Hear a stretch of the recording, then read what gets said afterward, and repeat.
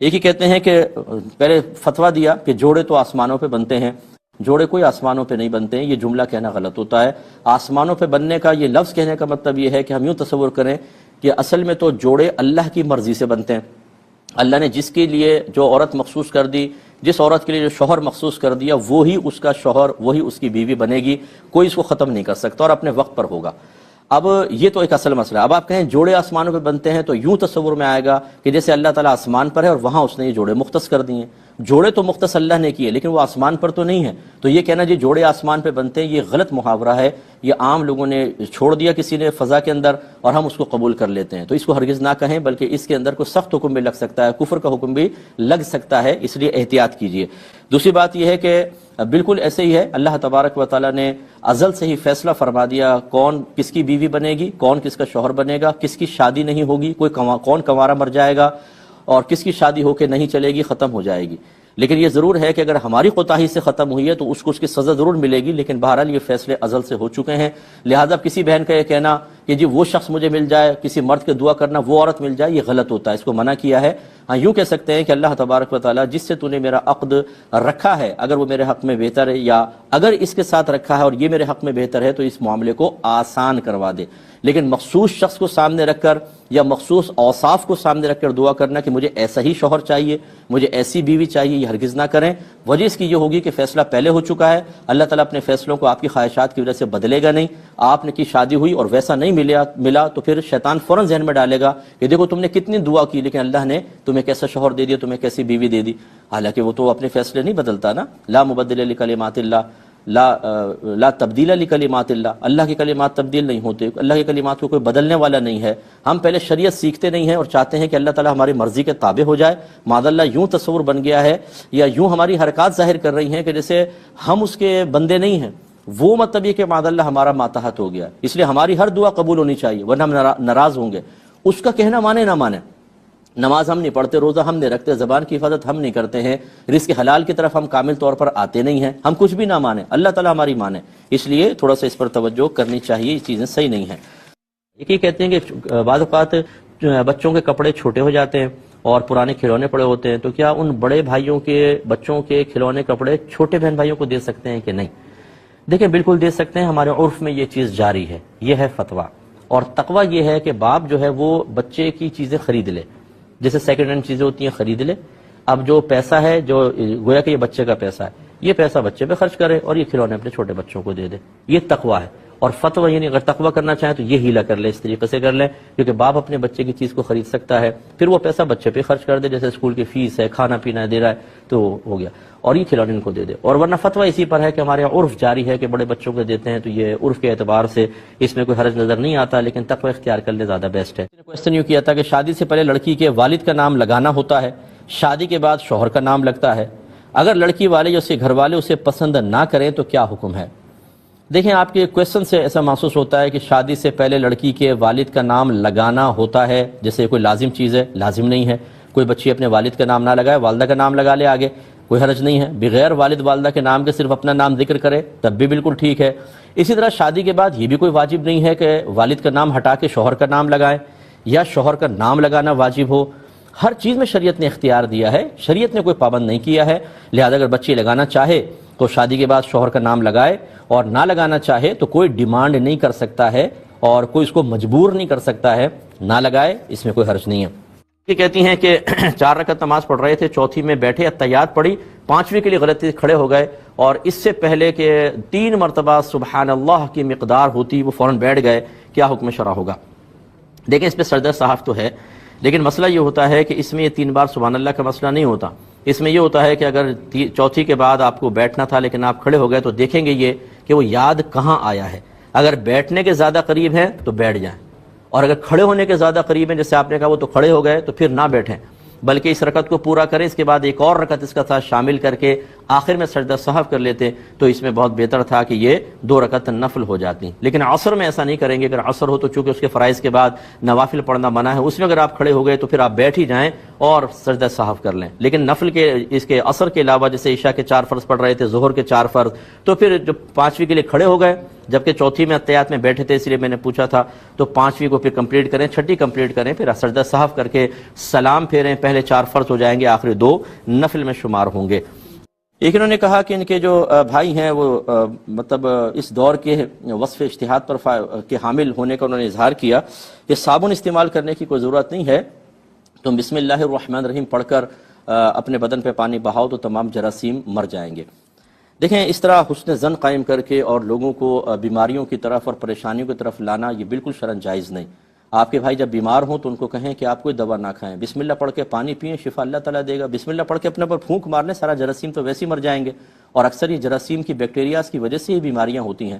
کیوں نہیں corona virus کے مریضوں کے پاس ان کو لے جاتے اور کہتے کہ بھائی بسم اللہ پڑھ کے پھونکے مارو, سارے جراثیم مر جائیں گے. کیا فائدہ ان کے علاج وغیرہ کرنے کا, ایسی بیوقوفیاں کر رہے ہیں, اتنی ویکسین منگانا, پھر یہ کرنا, پھر ڈوزیں لگانا. یہ ان سمجھدار بھائی جان کو لے جائیں. تو خلاصہ کلام یہ ہے کہ اگر بھائی جان بھی مجھے سن رہے ہیں تو ناراض نہ ہوں, اور اس قسم کے کئی بھائی جان سن رہے ہیں تو خدا را آپ سے بھی میری گزارش ہے کہ اپنے اس طرح کے جذبات کو کہ جس پہ خود آپ عامل نہ ہوں, ایسے دعوے کہ جن کو بوقت ضرورت خود آپ ان پر عمل پیرا نہ ہوں بلکہ راہ فرار اختیار کر کے دنیاوی وسائل اختیار کریں, انہیں لوگوں میں عام نہ کریں. اس طرح لوگ بیچارے پریشان ہوتے ہیں, کوئی جوش میں آ کر آپ کی اس بات کو سن کر ہو سکتا ہے کہ کوئی دوا وغیرہ استعمال نہ کرے, مر گیا تو وبال آپ پر بھی ہوگا. اس طرح کی باتیں نہ کریں. جراثیم مرنے کا کسی نے نہیں کہا. یہ ضرور ہے کہ نبی کریم نے ارشاد فرمایا جو بسم اللہ الرحمن الرحیم پڑھ کر وضو کرے گا اس کا سارا بدن گناہوں سے پاک و صاف ہو جائے گا. گناہ سے پاک ہونا تو فرمایا, جراثیم سے پاک ہونا یہ ان کی اپنی اختراع ہے, ان کو اس سے مطلب اجتناب کرنا چاہیے. بسم اللہ الرحمن الرحیم ایصال ثواب کا صحیح طریقہ, سب طریقے صحیح ہوتے ہیں,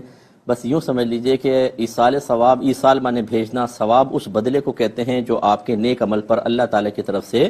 مخصوص کیا جاتا ہے یا مرتب کیا جاتا ہے. ہم یہ دعا کرتے ہیں کہ اللہ تعالیٰ میرے اس نیک عمل کا جو بدلہ تو مجھے دینے والا ہے اس میں فلاں کو بھی شریک کر لے. یہ ایصال ثواب کا ایک تصور ہوتا ہے, اور اس میں آپ کو کوئی الفاظ ادا کرنا, کوئی مخصوص طریقہ اختیار کرنا شریعت نے لازم نہیں کیا. نہ سامنے کھانا رکھ کر جسے ہم نیاز میں کرتے ہیں, اگرچہ منع نہیں ہے لیکن کوئی واجب بھی نہیں ہے کہ سامنے رکھ کر ایصال ثواب کریں گے تو ہوگا.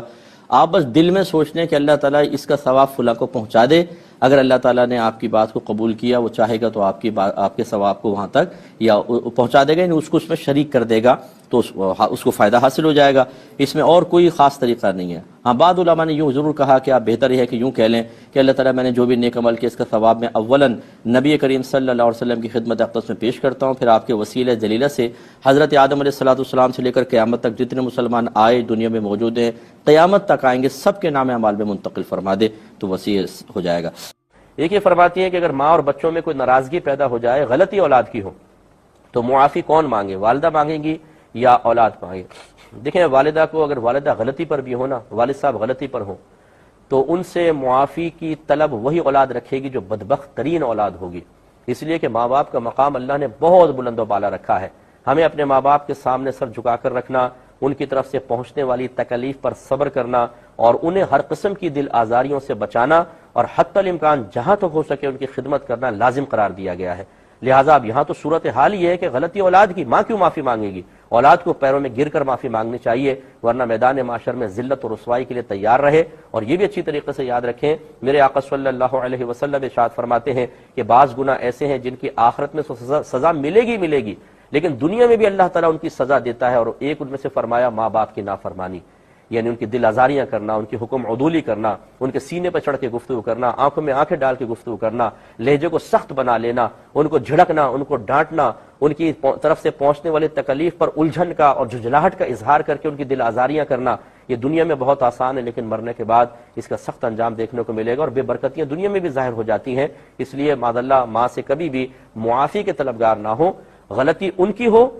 پھر بھی ہم معافی مانگیں, ہمارے لیے بہت بڑی سعادت کی بات ہے. اور جب آپ اپنے والدین کے ساتھ ایسا رویہ رکھیں گے, اللہ تبارک و تعالی مکافات عمل کے طور پر آپ کی اولاد کو آپ کا فرما بردار بنائے گا. ورنہ آج اب اپنے بوڑھے ماں باپ اور کمزور ماں باپ کے سینوں پہ چڑھ کر ان کی آنکھوں میں آنکھیں ڈال کے بدتمیزیاں کر رہے ہیں, کل آپ کی اولاد جوتے مارے گی, آپ کو یاد رکھیں, کیونکہ مکافات عمل بڑا خطرناک ہوتا ہے. یہ کہتے ہیں کہ بعض اوقات بچے اپنی پسند کی شادی کر لیتے ہیں, لڑکا یا لڑکی, تو گھر والے ان سے قطع تعلق کر لیتے ہیں. تو کیا یہ قطع رحمی کے حکم میں آئے گا، یعنی تعلق توڑ دینے کے حکم میں آئے گا جو شریعت نے حرام رکھا ہے؟ کیا حکم شرع ہوگا؟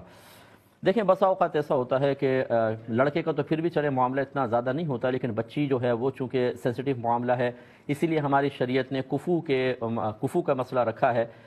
کہ لڑکی جو ہے وہ اپنے خاندان کے ہم پلہ اور جو اسٹیٹس ان کا ملتا ہے بالکل میچ کرتا ہے اس سے ہی نکاح کر سکتی ہے، اگر از خود بھی کرے تو۔ اگر اس سے کم درجے کا کرے کہ اس کی شادی گھر والوں کے لیے باعث شرم و عار ہو تو پھر اس نکاح کے اندر کلام ہے۔ تو بعض اوقات بچیاں خود ایسا قدم اٹھا لیتی ہیں جس سے والدین کے سر شرم سے جھک جاتے ہیں، انہیں بھی دنیا کو لے کے چلنا پڑتا ہے۔ آپ مطلب وہی فلم اور ڈراموں کے ڈائلاگ اپنے ذہن میں رکھے ہوتے ہیں، ظالم معاشرے کی پرواہ نہ کرو، دو دل مل رہے ہیں اور یہ ہو رہا ہے وہ ہو رہا ہے، لیکن کل خود جب آپ کی اگر بیٹی نے ایسا قدم اٹھایا اور کسی چرسی موالی کو اس نے پسند کر لیا اور آپ کہیں کہ بیٹا یہ رشتہ ٹھیک نہیں ہے، اور وہ کہیں کہ تمہیں ٹھیک نہیں لگ رہا نا، مجھے ٹھیک لگ رہا ہے، جیسے نانا نانی کو ٹھیک نہیں لگ رہا تھا آپ نے اور دادا دادی کو ٹھیک نہیں لگ رہا تھا لیکن آپ نے قدم اٹھا لیا تھا، ایسے میں بھی خود مختار ہوں، پھر آپ کے جذبات احساسات کیا ہوں گے؟ اور پھر وہ بچی جب اس گھر میں جا کر تسلسل سے اذیتیں اور تکلیفیں سہ رہی ہوگی تو، کیونکہ میں نے دیکھا ہے کہ بعض اوقات لڑکے بھی زبردستی کر کے لڑکیوں سے شادی کر لیتے ہیں، لڑکے کے خاندان والے بھی راضی نہیں ہوتے، اس لڑکی کو پھر دل سے قبول نہیں کرتے، پھر جو اس کو تانے ملتے ہیں لڑکا تو کام پہ نکل جاتا ہے، پیچھے سے اس کو تانا زنی ہوتی ہے،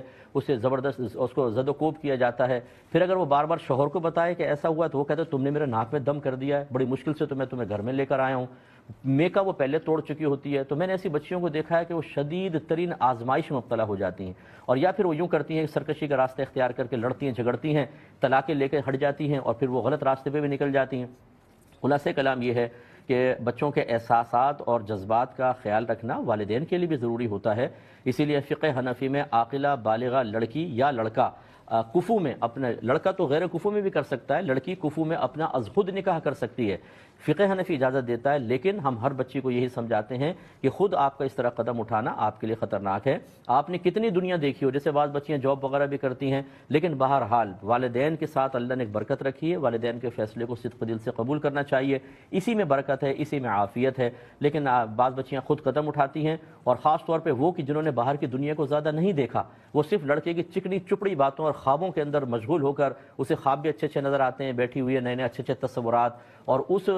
خوشگوار خوابوں کی راہ میں رکاوٹ کون ہے؟ وہ محسن جنہوں نے اس کو دنیا میں لانے میں کردار ادا کیا، بچپن سے پال کر اتنا بڑا کیا، پڑھائی کا خیال رکھا، موبائل ہاتھ میں دیا، انٹرنیٹ دیا، وہ سب بوجھ محسوس ہونے لگ جاتے ہیں۔ تو پھر مکافات عمل ہوتا ہے جب ایسی بچیوں کے خود بچے ہوتے ہیں، انہیں بھی کارنامے پتہ ہوتے ہیں کہ والدین نے کیا کیا کیا تھا۔ معذرت اگر کوئی ایسا سن رہا ہے تو ناراض مت ہوئیے گا، تو پھر وہ بچے جو ہیں اسی روش پہ چلتے ہیں، اور ماں باپ انہیں کہہ نہیں سکتے کہ بیٹا تم بہت غلط کر رہے ہو، وہ بلکہ انہیں بعض اوقات تو میں نے دیکھا ہے کہ مروتاً یا زبردستی، بھائی ٹھیک ہے تمہاری اپنی زندگی، ہم نے بھی ایسا کیا تھا، وہ انہیں کہنا پڑتا ہے، اور پھر وہ دیکھتے ہیں کہ ان کے بچے ان کی اس نادان روش کی بنا پر گمراہ ہو جاتے ہیں اور غلط شریک حیات کا انتخاب کر کے اپنی زندگی کو عذاب بناتے ہیں۔ اس لیے ہمارا جو خاندانی نظام ہے یہ بہت اچھا نظام ہے، اگرچہ ہمیں بہت سی اپنی خواہشات کچلتی ہوئی محسوس ہوتی ہیں، لیکن اللہ نے اس میں برکت رکھی ہے، اسی طرف متوجہ ہونا چاہیے۔ کہتے ہیں کہ ان کو پیشاب کے قطرے تسلسل سے آتے ہیں، یہ بعض اوقات جیسے اب نماز سے پہلے وہ کپڑا وغیرہ رکھا ہوتا ہے وہ تر ہو جاتا ہے، پھر نماز پڑھتے ہیں پھر ہو جاتا ہے، تو ان کا کہنے کا مطلب یہ ہے کہ کیا کوئی ہیلہ اختیار کر سکتے ہیں کہ کوئی کپڑا وغیرہ رکھ کے ٹیپ ایسے لگا دیں کہ قطرے ہی نہ نکلے، یعنی سوراخ تھوڑی دیر کے لیے بند ہو جائے اور پھر ہم اتنی دیر میں نماز پڑھ لیں؟ تو جی بالکل ایسا فقہاء نے لکھا ہے کہ اگر کسی کا وضو مسلسل قائم نہیں رہتا اور اس کے پاس اس عذر کو روکنے کا عارضی طور پہ کوئی ہیلہ بھی موجود نہ ہو، تب کہیں جا کے شرعی معذور بنتا ہے۔ لہٰذا اگر آپ کوئی ہیلہ ایسا اختیار کر سکتے ہیں کہ جس سے وقتی طور پہ پیشاب کے قطرے رک جائیں اور آپ کم از کم اس وقت کے فرض مکمل طہارت کے ساتھ ادا کر سکیں، تو اس شرعی ہیلے کو اختیار کرنا بالکل جائز بلکہ واجب ہوتا ہے، بشرطے کہ اس ہیلے کو اختیار کرنے میں آپ کو بہت زیادہ تکلیف اور اذیت نہ ہو۔ ایسا بھی نہیں کہ اپنے ساتھ خواہ بخواہ ظلم کریں، کوئی ایسی صورت اختیار کریں، ہاں نرمی سے ہو سکتا ہے، آسانی سے ہو سکتا ہے، تو پھر ہیلہ اختیار کرنا واجب ہے، وقتی طور پہ اس عذر کو روکیں اور نماز ادا کریں۔ ایک یہ کہتے ہیں کہ کسی سے بلا ضرورت کچھ مانگنا کیا یہ سوال کے درجے میں ہی آتا ہے؟ دیکھیں ہمیشہ نہیں آتا ہے۔ پہلی بات تو یاد رکھیں کہ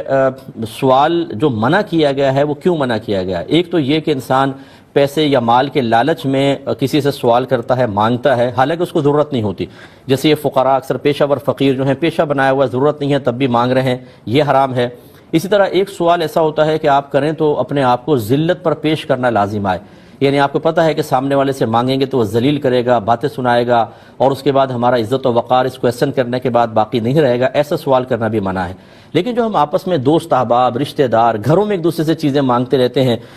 اس میں نہ تو مطلب مال کے لالچ کی وجہ سے ہوتا ہے، نہ اس میں کوئی ذلت کا پہلو ہوتا ہے، تو اس طرح کرنے میں حرج نہیں، لیکن اس کی بھی عادت نہیں بنانی چاہیے کہ آج اگر آپ نے اپنے آپ کو ذلت پر پیش نہیں کیا تو یہ کثرت سے مانگنا آپ کو ذلت پر پیش کر دے گا۔ اس لیے بعض لڑکے مشہور ہو جاتے ہیں دوست وغیرہ کہ یار اس سے بچ کے رہنا، ہمیشہ مانگتا رہے گا، یہ تو منگتا ہے بالکل، تو وہ اتنے زیادہ وہ مانگتے ہیں، کسی سے سگریٹ مانگ لی، کسی سے پان مانگ لیا، کسی سے چائے کی ڈیمانڈ کر لی، کہ وہ بدنام ہو جاتے ہیں۔ اس طرح نہیں کرنا چاہیے، یہ منع ہوگا، ورنہ عام روزمرہ تھوڑا بہت کویسچن کرنے میں حرج نہیں ہے۔ انہوں نے کہا کہ جنازے میں تکرار کرنا شرعاً درست ہے، یعنی ایک ہی شخص کے دو جنازے ہو جائیں۔